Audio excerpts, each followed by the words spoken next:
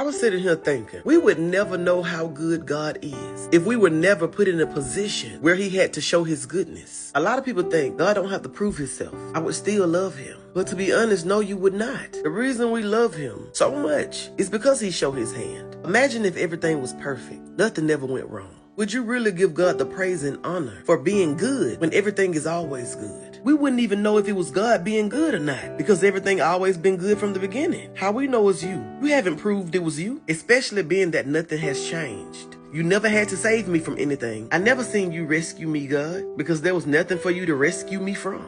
Why do I need to give you thanks for being happy when I'm gonna be happy anyway because everything's perfect? Nobody gets respect more than a person you need.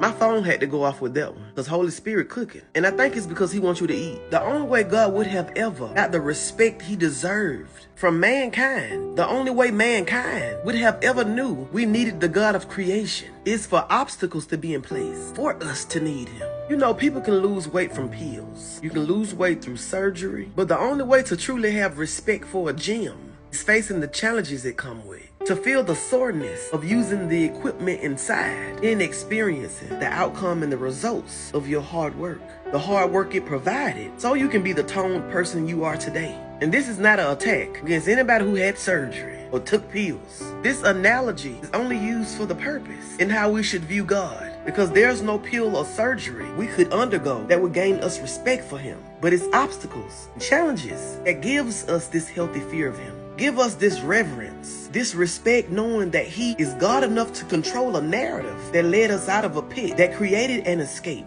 for these obstacles. And that just shows his intention, not to torment us, but to tone us. Psalms chapter 118, verse 18 says, "The Lord chastened me severely, but he has not given me over to death."